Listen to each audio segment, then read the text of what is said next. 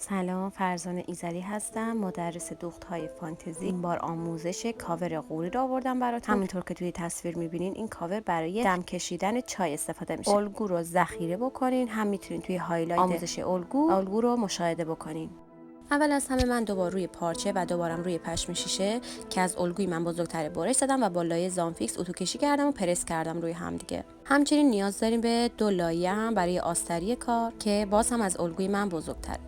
نیاز داریم یک مقدار پارچه، حالا یا همون رنگ یا رنگ دیگه، برای قسمت جلویی قوری و همچنین برای بندینک و دسته کار. روی هر دو تا پارچه و پشم شیشه مطلسه دوزی کنین. یکی از اونها رو بیارین، الگو رو روش بکشید، دور تا دورش رو دوخت بزنید، فقط 2 میل زاپاس براش قرار بدید. لایه بعدی پارچه رو بیارین، به سمت پشم شیشه قرارش بدین، 2 عدد آستری رو روش قرار بدین، الگو رو روش قرار بدین، دور تا دور رو بکشین، فقط قسمت نیم دایره بالاش رو بدوزید، قسمت پایین نباید دوخته بشه. این کار رو هم مثل کار قبلی باید فقط 2 میل زاپاس بذارید. خب حالا قسمت جلوی قوری که روی دولای پارچه قرار دادم، الگوشو روش میکشم و دوخت میزنم. همچنین دسته قوری و بندینک رو هم آماده میکنم. دسته رو برمیگردونم، برای قسمت جلو هم زاپاسش رو ازش کم میکنم و این 2 عدد رو الیاف پر میکنم. انقدی پر بکنین که این حدوداً 3 سانت آخرش نباید الیاف داشته باشه. اون قسمتی از کار که قرار این دوتا دوخت بشن، اول با خودکار حرارتی علامت بزنین، سنجاق کنین و بعد هم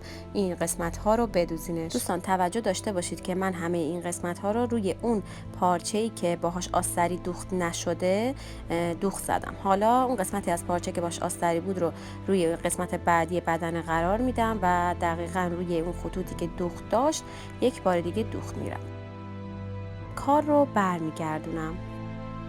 ببینید من این قسمتی که پشم شیشه داره به 2 طرف کار ندارم. از این وسط 2 تا آستری کار رو باز میکنم. به این صورت دیگه کار داخل ما هم تمیز دوزی شده. فقط میمونه قسمت پایین کار که اونم باید با نوار اوریب تمیز دوزی بکنیم.